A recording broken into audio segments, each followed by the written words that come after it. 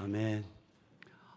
여러분 반갑습니다. 옆에 분 보고 반갑습니다. 사랑합니다. 눈 쳐다보고 하세요. 눈 쳐다. 저도 반갑습니다, 여러분들. 오늘은 2022년 추수감사절입니다. 여러분 성경에 나오는 단어 가운데 많은 단어들이 있는데 그 중에 이렇게 살펴보면 은혜라고 하는 단어가 참 많이 나와요. 구원이 은혜다. 그 다음에 이제 구원이라는 단어도 참 많이 나와요. 그런가 하면 감사라고 하는 단어가 참 많이 나옵니다. 감사. 아마 이런 것들이 우리 기독교의 아주 특징적인 단어인 것 같습니다. 특별히 오늘은 감사에 대해서 말씀을 드릴 텐데 구약 성경에 나오는 세 절기가 있죠. 반드시 가나안 땅에 들어가면 지켜야 된다. 첫째는 유월절이죠. 그 다음에 맥주절이죠. 수장절입니다. 이제 가을 추수감사절 수장절이죠. 이제 유월절은 그냥 패스오버, 그 하나님 죽음의 사자 그냥 넘어간 것을 구원하는 구원의 은혜에 대한 절기입니다. 근데 왜 하나님께서 이와 같이 너희가 가나안 땅에 들어가면 반드시 이러한 삶을 살라고 하시면서 그 감사하는 삶을 살라고 말씀하셨을까요? 그러니까 이 세 절기의 주요한 핵심 단어가 하나가 뭐냐면 기억하라. 에베네셀의 하나님이에요. 지금까지 걸어온 길을 돌아보고 기억해라. 그 다음에 다가올 미래를 향해서 준비하고 감사해라. 이 두 가지 핵심 단어가 들어있는 거예요. 기억하는 거예요. 나는 오늘 추수감사절을 보내는 한 분 한 분 지금까지 걸어온 여러분의 삶의 발자취를 이렇게 좀 돌아보는 시간이 되기를 바랍니다. 그래서 여러분 뒷자리에 난 발자국들이 왔다 갔다 한 갈짓자 걸음을 그렸는지 반듯하게 목적지를 향해 가고 있는지 한번 돌아보는 거예요. 돌아보는 거예요. 저도 이렇게 우리 교회가 이제 제가 떠나고 행정적으로 처리할 것들이 있어서 행정하는 장로님이 목사님 주민등록 초본 좀 띄워오세요. 그래서 어저께 초본을 띄웠습니다. 그랬더니 제가 태어난 충청남도 보령군 웅천읍 이렇게 나오잖아요. 거기서 태어났어요. 51년도에. 그리고 거기서 고등학교 다닐 때까지 한 18년 동안 9년 동안 있었단 말이죠. 그리고 졸업하고 서울에 와서 이제 객지 생활 한 10여 년 동안 하는 거죠. 학교 졸업하고 목사 안수 받고 해야 되니까. 그리고 이제 군에 갔어요. 군에 가서 24년 동안을 있었잖아요. 그리고 또 예수님께서 21년을 있었어요. 그래서 호적 조본을 보니까 옛날에 옮겨 다녔던 것들이 쭉 나왔더라고요. 근데 그게 무려 몇 번까지 나온지 아세요? 33번까지 나왔어요. 33번 동안 다 이사 다닌 건 아니겠죠. 지번이 변경되고 한 것도 있더라고요. 그런데 엄청나게 군에 있을 때는 2년마다.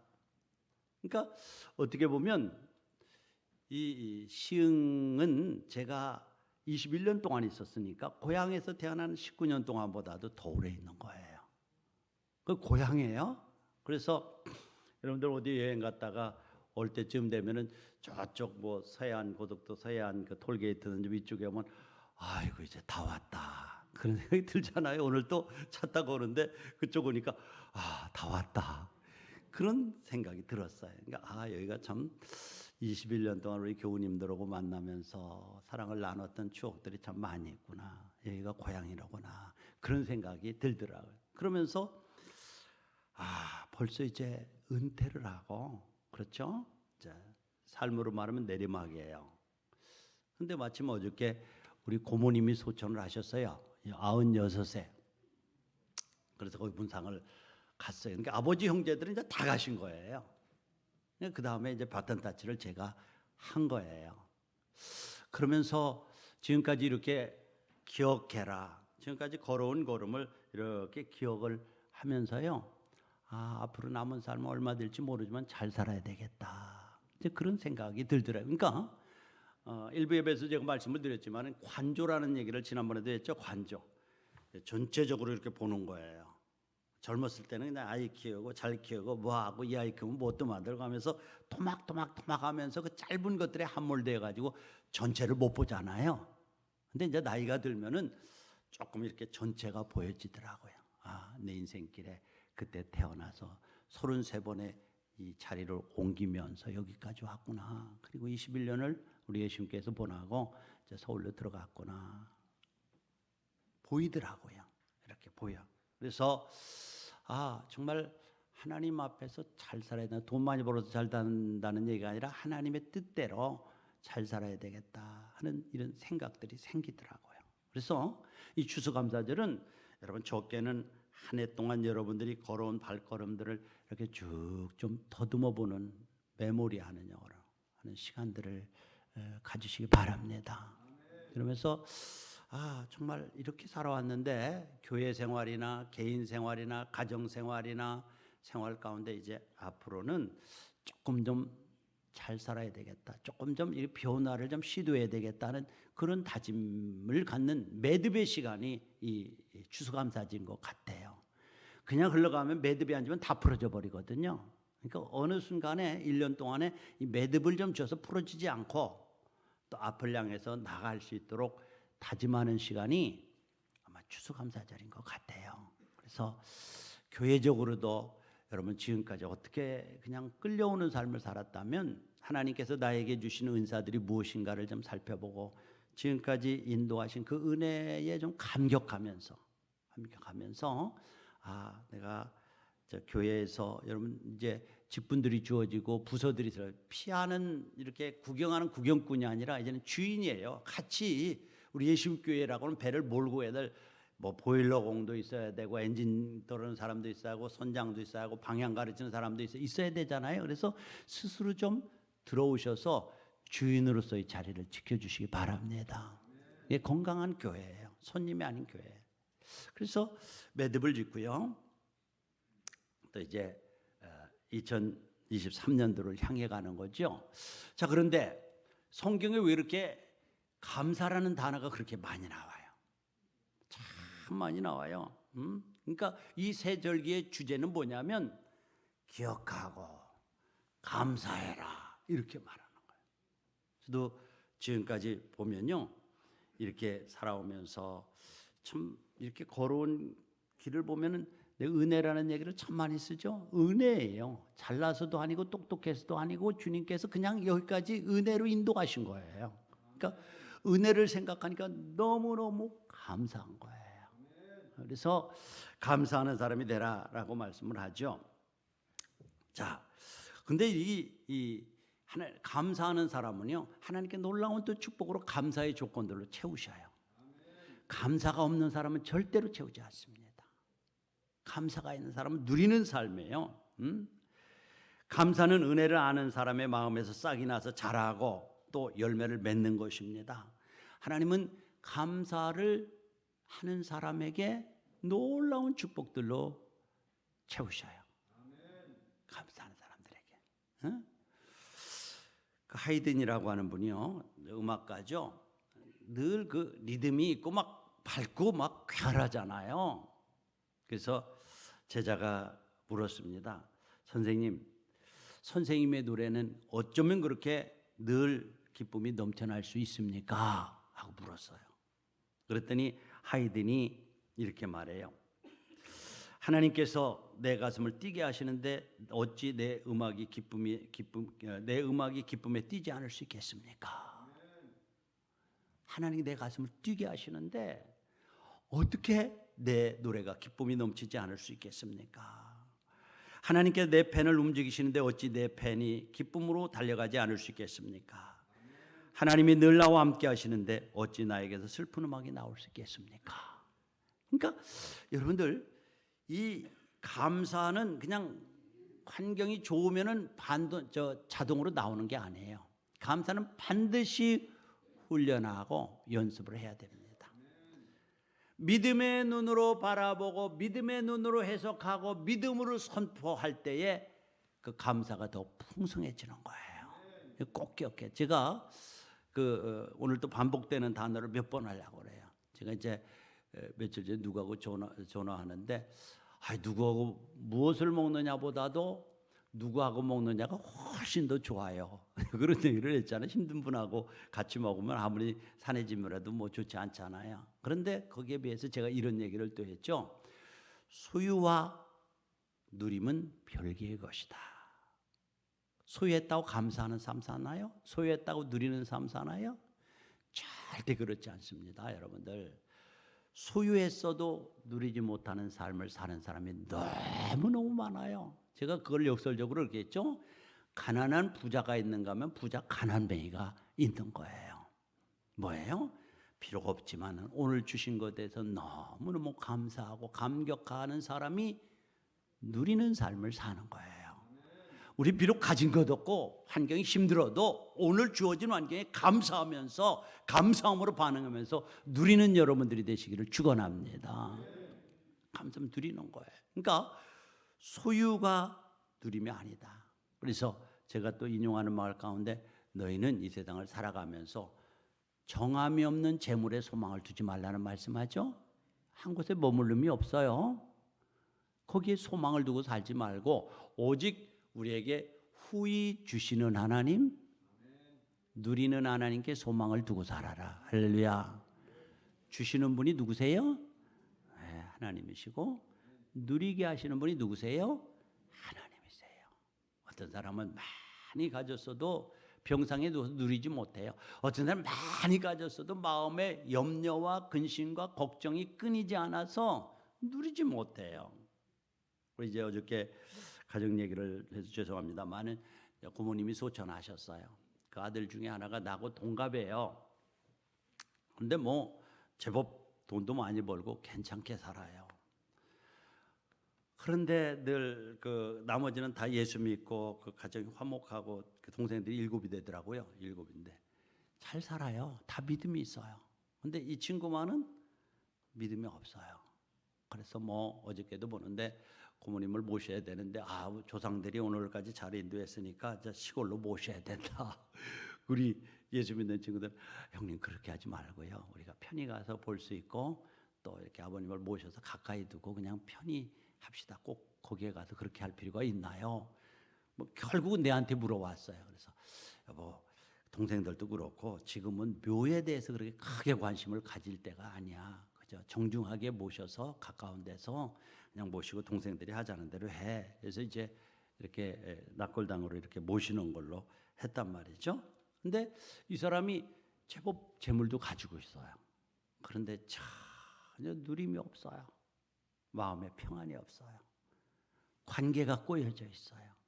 그러니까 동생들이 저한테 하소연들을 어저께 가니까 하더라고요. 여러분 소유하고 누림은 별개의 것입니다. 그래서 성경에 보니까 그래서 하나님께 너희가 기도할 때에 우리에게 후히 주시는 하나님 그리고 건강으로 기쁜 마음으로 감사함으로 누리게 하시는 하나님이라는 거예요. 그래서 정말 여러분들 이 감사를 아는 사람, 감사를 알지 못하는 삶의 차원이 다른 거예요. 그러니까 제가 다시 말씀드립니다만은 감사는 감사의 조건이 있어서 감사하는 것이 아니라 또 제가 반복적으로 말하죠. 해석하는 오늘 주어진 환경을 감사함으로 받고 해석하는 능력이 바로 감사하는 자들의 특징이라고 말씀을 드렸어요. 에? 어려워요. 그래서 여호수아와 갈렙 얘기를 자주 합니다. 여호수아와 갈렙이 어떻게 해요? 가나안 정탐을 똑같이 했죠. 12명들이 가서 아낙 자손도 있었고 견고한 성벽도 있었고 막강한 군대들이 진치고 있었고 뭐 도저히 넘볼 수 있는 환경이 아니란 말이에요.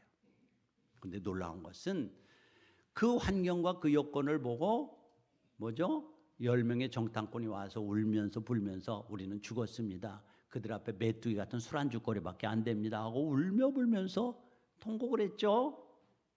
근데 같은 상황과 같은 문제와 같은 여건을 보고 온 여호수아와 갈렙은 아닙니다. 그들이 그렇게 견고한 성도 있고 건장한 육체를 가지고 무기 있는 거 맞아요. 그러나 분명한 것은 저들은 우리의 밥입니다. 저들의 하나님은 저들에게 떠나갔고요. 살아계신 하나님은 우리와 함께 하십니다. 할렐루야.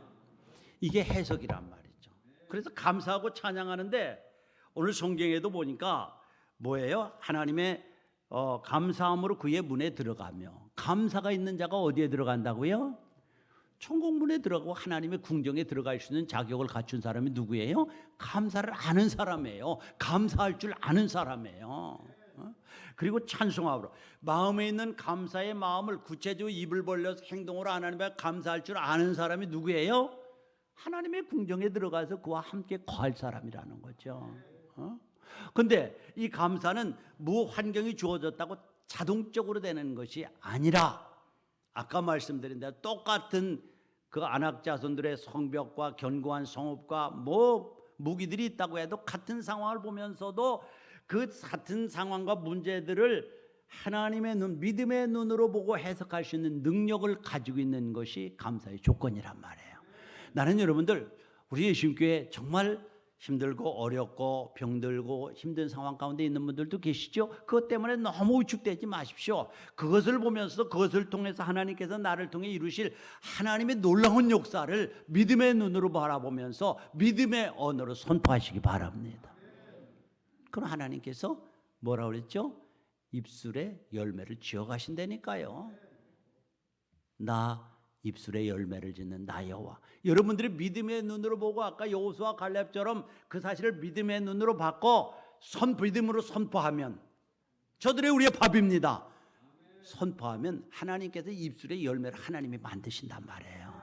그러니까 너무 어렵고 힘들고 그저 짜증내고 그런 얘기는 조금 접어두고 이 환경을 통해서 합력해서 유익을 이끌어 가실 하나님을 입으로 선포하고 감사하시기 바랍니다.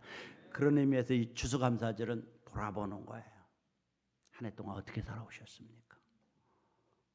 믿음이 있다고 하면서도 믿음 없는 삶을 살지 않았습니까?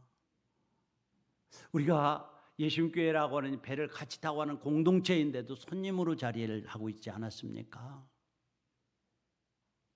한번 돌아보면서 하나의 매듭을 짓고 또 내일을 향해서, 내일 우리 예수님교회 비전과 꿈을 향해서, 또 우리 담임 목사님이 가지고 계신 어떤 비전들을 향해서 같이 힘을 모아서 달려가는 여러분들이 되시기를 축원합니다. 이렇게 감사는 놀라운 축복이에요. 첫 번째로, 감사를 많이 하는 사람은 영육간이 건강해요. 훨씬 더 건강합니다. 그러니까 얼마 전 뉴스에 보니까 유럽 심장내과 학회가 연구한 심장질환의 공통점이 있는데요. 거기에 보면은 사소한 일에도 법석을 떤다. 두 번째로 자주 불행하다라고 생각한다. 근데 그 생각이에요. 불행 자체가 아니라 그렇게 생각하는 거예요. 이 사람은 환경이 좋아져도 불행하다고 생각을 하는 거예요. 그래서 제가 우리 돌아가신 고모님 큰아들, 이제 우리 친구니까 얘기하지만, 이 정도 먹고 살면 당신 세상적으로 성공한 거야. 부족할 게 없잖아. 좋은 차 타고 다니잖아. 이제는 이걸 감사함으로 받아서 누리면 되는 거야. 거머리처럼 다고 하면 항상 부족하니까 항상 불안하고 관계가 깨지고 가족들하고 부인하고 형제들하고의 관계가 깨져서 영 불안한 상태이고 누리지 못하잖아. 그런 얘기를 친구니까 하는 거예요. 자주 불행하다고 생각한다. 성격이 예민하여 쉽게 자극을 받는다. 나이가 들면요, 조금 모난 성격을 좀 다듬으시기를 바랍니다. 너무 예민하면 안 돼요. 개 같은 것도 키워주면 왱왱 개들은요 살도 안 찌고요. 그렇죠? 보면은 그냥 좀 푸근한 거예요. 근데 예민한다. 근데 심장 질환이 있는 분들 중에 또 다른 하나는 늘 비관적인 기질이 있다는 비관. 여러분들, 예수 믿는 사람은요, 아무리 앞에 함정이 있어도 그것을 띄게 하실 하나님을 바라보면서 긍정적으로 보고 해석하는 거예요. 이건 대단히 중요한 기제, 이 연습을 해야 돼요. 그리고 사회적 관계 유지에 어려움을 겪는다. 여러분들, 관계가 막혀 있고 그저 끼리끼리만 이렇게 뭉쳐 있다면 그걸 좀 풀어놓으시기 바랍니다. 왜냐하면 빌립보서에 보면 관계를 겠는데 나보다 남을 낫게 여기라고 그랬어요. 내가 제일인데 저것들이 설정하면은 관계가 유지가 안 됩니다. 우리 아이들하고도 요즘에 이제 토요일 날이나 되면 우리 아들이 와서 밥 먹어요. 살을 빼요. 살을 빼는데 얼마나 열심히 빼는지 뭐 몇 개월 뺐는데 11kg를 뺐대요. 그래서 왜 그렇게 살을 빼니? 아빠 내년에는 장가 갈 거야. 이제 장가 갈 생각이 드는 모양. 그런데 항상 그 아이들에 대해서 저는 좀 편한 친구 관계를 유지 못하고 항상 목사와 아들로서 대했어요. 그러니까 그 아이들한테는 참 상처가 되는 거예요. 요즘에는 그래서는 안 되지 하면서 정말 친구로 대하니까 너무너무 좋아해요. 좋아하면서도 야, 너 턱살 많이 빠졌다. 너 살 많이 빠졌다 하면서 격려를 해주니까 힘이 나서 그렇더라고요. 그 막힌 관계가 허물어지는 거예요. 그러니까 정말 이런 좀 더 낮은 관계, 그렇죠. 제가 이제 목회를 하면서도 목회의 어떤 그 권위나 목회자적인 그 자존심은 잃지 않으려고 늘 노력을 합니다. 그러나 관계에 있어만은 목사와 평신도가 아니라 친구다. 당신하고 나는 친구다라고 하는 평면적인 관계를 유지하려고 늘 노력합니다. 그래서 뭐 목욕할 때도 같이 가고 운동할 때도 같이 가고 뭐 화낼 때도 한 번씩 있고 그러면서 사람과 사람 냄새를 풍기려고 늘 노력을 합니다. 중요한 거예요. 다치면은 관계 유지가 힘듭니다. 뭐 거리를 둔다, 마음이 닫혀 있다, 이 심장병에 걸린다는. 근데 정말 감사를 모르는 사람에 비해서 감사를 잘하는 사람이 훨씬 더 영적으로도 건강하고 육신적으로도 얼마나 건강한지 몰라요. 육적으로도 훨씬 건강해요. 감사를 하는 사람이 밝아져요. 근데 아까 말씀드린 대로 감사는 그냥 주어지는 환경에서 자동적으로 반응하는 그것이 아니라요. 열악한 환경도 믿음의 눈으로 바라보고 감사로 해석하는 거예요. 이게 대단히 중요해요. 이건 연습해야 되는 거예요. 연습해야. 제가 우리 집에 와보신 분들이 몇 분 우리 목사님도 계십니다만은 23평 되게 좁아요. 그러니까 38평 40평에 살다가 하니까 너무 좁아요. 화장실도 하나라서 제가 뭐 하면은 지저분하다는 얘기를 참 많이 들어요. 아무래도 사람 앞에 서니까 이제 머리 염색을 하는데 머리 염색은 뒤처리를 안 한다고 다음부터는 염색약을 없앤다는 얘기도 하고 뭐 그냥 가면은 또 뭘 찍어가지고 와서 우리 깔끔하잖아요. 아내가 되게 힘들어요. 자유가 아주 제한되어져요. 그 불편하잖아요. 그러나 그런 환경에서도 그래 하나님께서 이 좁은 환경에서 자연을 바라볼 수 있는 우리 나무 숲이 너무 좋아요. 바라볼 수 있어서 좋다. 그렇죠? 또 이렇게 머물 공간이 있어서 감사하다. 감사의 눈으로 보고 감사함으로 해석하고 감사를 선포하는 거예요. 이것은 훈련이고요. 노력이에요. 그럴 때에 하나님께서 그 감사를 통한 놀라운 것들로 채우십니다. 놀라운 것. 그래서 감사하면 감사하는 자가 복되기 때문에 하나님 감사하는 삶을 살라는 거예요. 두 번째로 감사를 아는 만큼 행복해요. 그래서 탈무드라고 하는 유대인들의 경전에 보면 혓바닥에 감사합니다라는 말버릇을 드리기 전엔 아무 말도 하지 말라. 그러니까 혓바닥에 감사하다는 말을 길들이는 거예요. 그러니까 요즘에는 우리도 많이 달라졌잖아요. 미국 사람들은 다 처음에 가서 뭐 발도 밟고 옷도 스치고 할 수 있잖아요. 그럼 불금이 쳐다보고 가면은 뭐 그렇게 저 사람 미안하게 생각하는가 보다. 그런데 그 사람은 옷깃만 쓰죠. excuse me, 미안합니다. 그러니까 그렇게 안 하면은 오히려 이상하게 생각하는 거예요. 그러면서 늘 감사하다는 얘기를 그렇게 땡큐 입에 달고 살더라고요. 이것은 습관이라는 거죠. 그런데 놀라운 것은 감사의 사람은 인색해요. 또 감사를 너무 쉽게 망각해 버리는 거예요. 그러니까 이스라엘 백성들이 홍해를 건널 때 어땠어요? 뭐 기적을 보면서 하나님의 위대하심을 찬양하고 막 입술이 바르도록 찬양하다가요. 사흘길을 가다가 마라의 쓴물을 만나고 하니까 원망하고 불평하고 차라리 그곳에 가서 죽었으면 좋았을 것이다 라고 하면서 하나님 원망하잖아요. 이게 너무 쉽게 바닥나는 감사는 마음입니다. 사랑하는 우리 신가족 여러분들, 이 가을에 이 추수감사절에 혹시 내 마음 가운데 이 감사의 마음이 바닥나지 않았는가, 불평만 토해내고 있지 않은가 한번 살펴보면서 감사하는 능력을 달라고 기도하시기 바랍니다. 다시 말하지만 감사는 주어지는 환경이 아니라요, 주어진 환경에 대해서 해석하는 능력이에요. 능력. 그래서 안악 자손들의 견고함을 보고 그들이 쌓은 성벽을 보고 문제가 수없이 많음에도 불구하고 그것을 통해 이루실 하나님을 바라보면서 하나님을 찬양하고 감사하는 것이 능력이에요. 능력. 자동으로 되는 거 아니에요. 그렇죠? 열심히 배워. 우리 기도도 열심히 배워야 되죠. 성경도 배워야 되죠. 또 감사도 체질화되려면 소득이 있을 때뿐만 아니라 소득이 없을 때도 감사하는 거예요. 이게 뭐죠? 배우는 거예요. 훈련이에요. 감사도 훈련을 해야 돼요. 감사도. 그렇습니다. 그래서 하나님께서 이렇게 자주 지어 먹는 그런 그 이스라엘 백성들. 근데 이렇게 감사하면요, 하나님께서도 감사의 조건을 주셔요. 그 입술에 열매를 짓는 분이기 때문에요. 저 감사하다라고 하면은, 감사를 하면 감사의 조건들로 하나님이 채워주셔요. 하나님 절대 감사를 알지 못하는 사람에게는 하나님께서 채우지 않습니다. 그러니까 감사하는 사람에게 감사로 채우시는 거예요. 그러니까 이런 감사가 없으면서 감사로 채워지기로 하는 것은 어리석은 것입니다. 우리가 잘 아는 그 원종수 권사님 계시죠?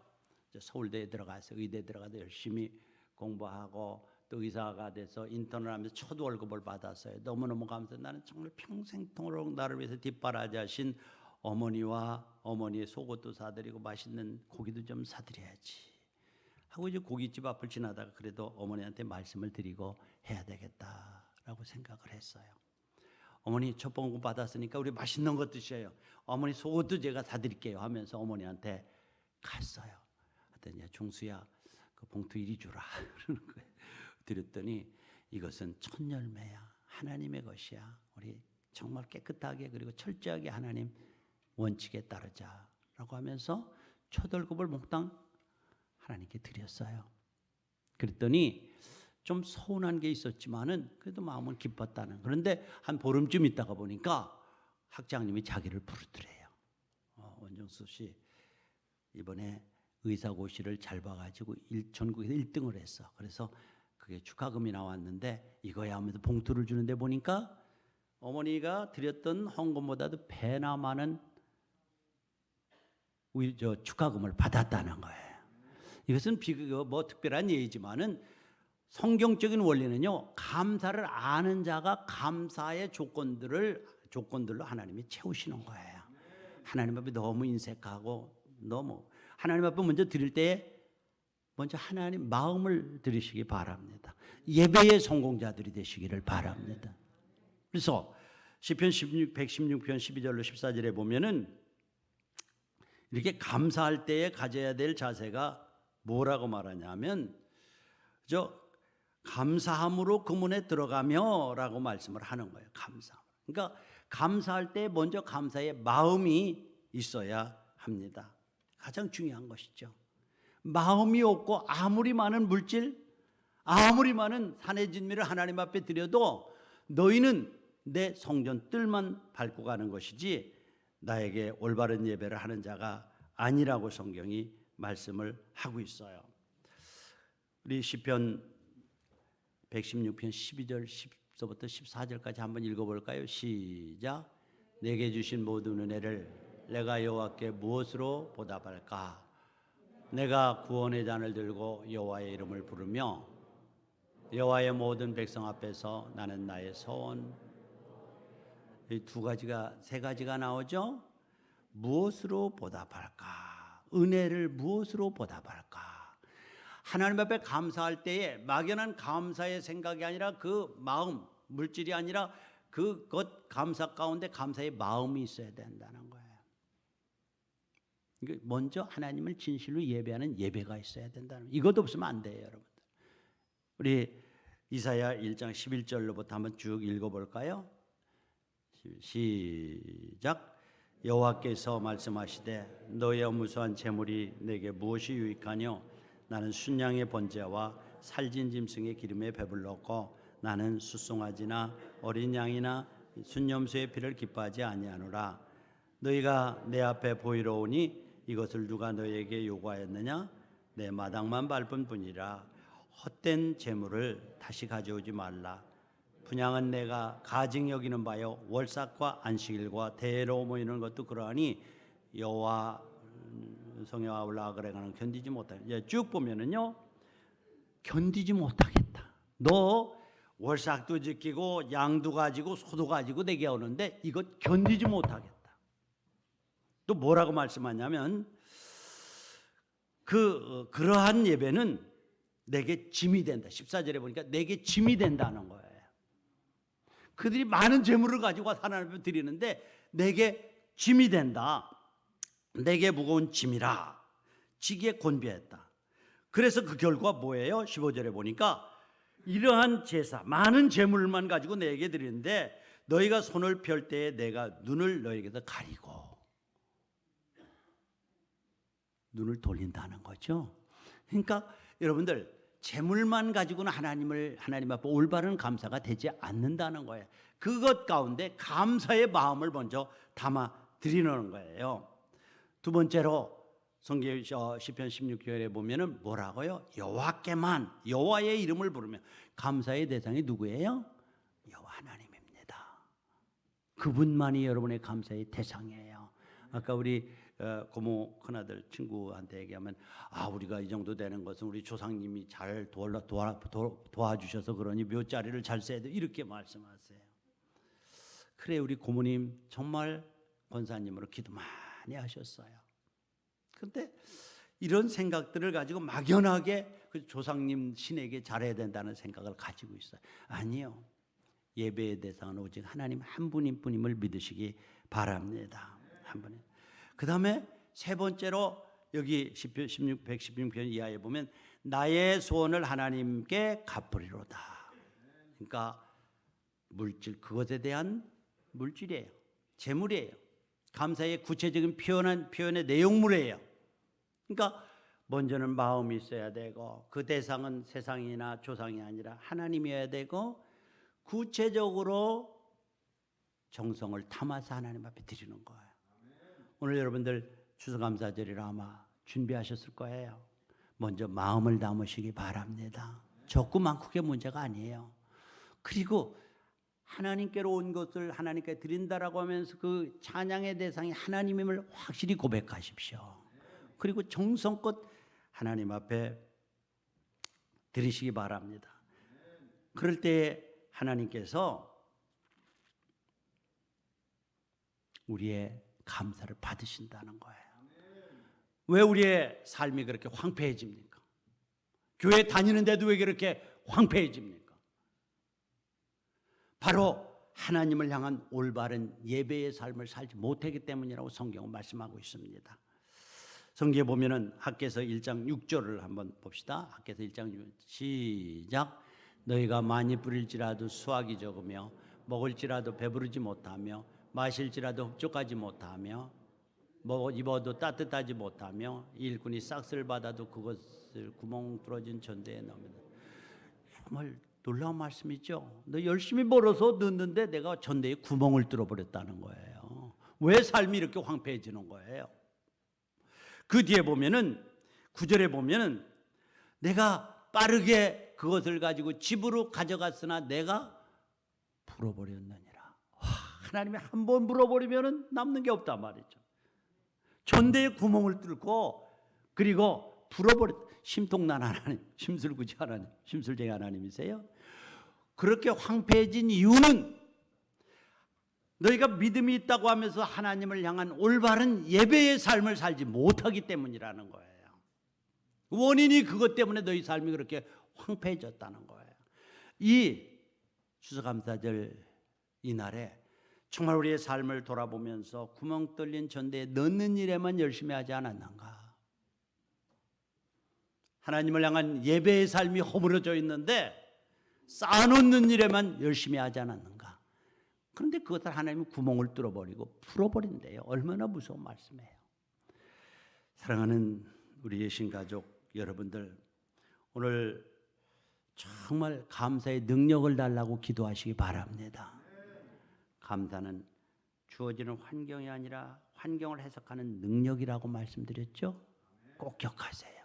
반복되는 환경을 해석하고 볼 줄 아는 능력이에요.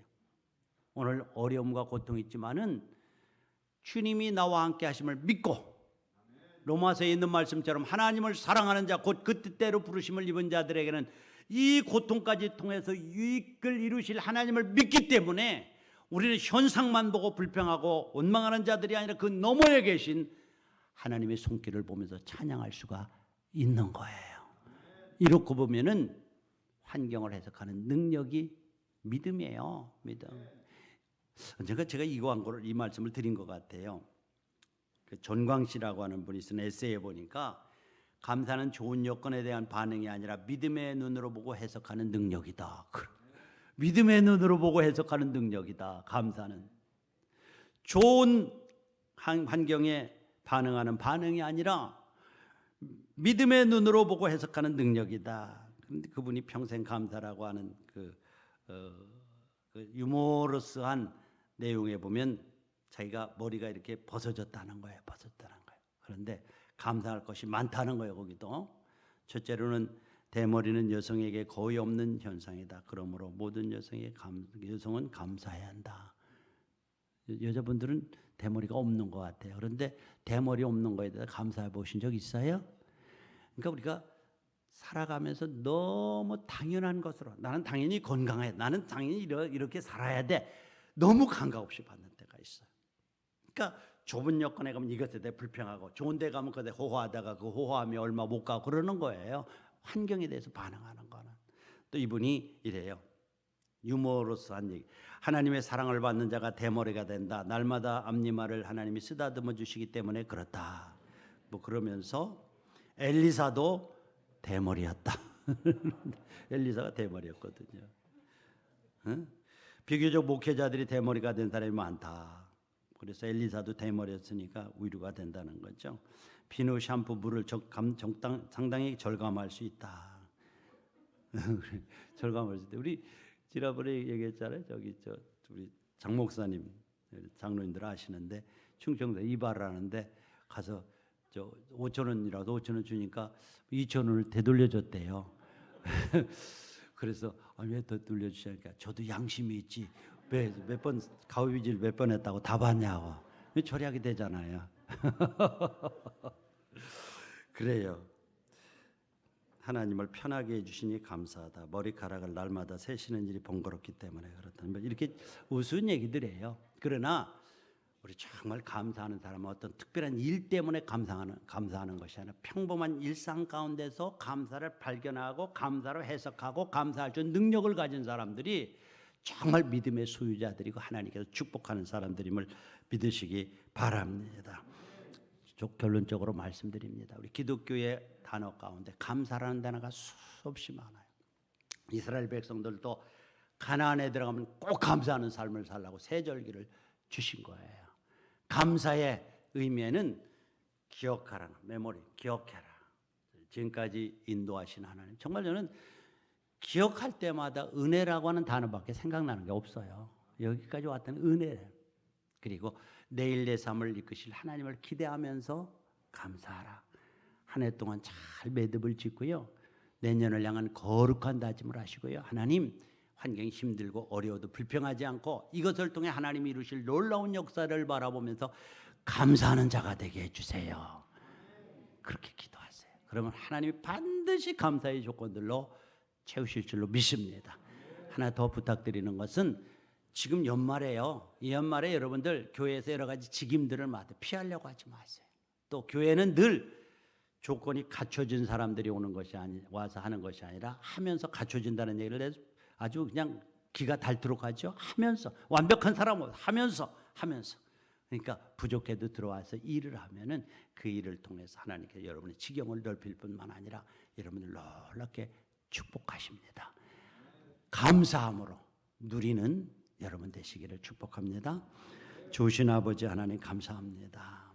오늘 또 우리 예심 사랑하는 가족들과 더불어서 추수감사절을 맞이해서 감사에 담아야 될 내용들을 함께 나누게 하시니 감사합니다. 어렵고 힘들어도 주님의 눈으로 보고 주님의 눈으로 해석하고 주님의 눈으로 감사를 선포하는 저들 되게 도와 주시옵소서.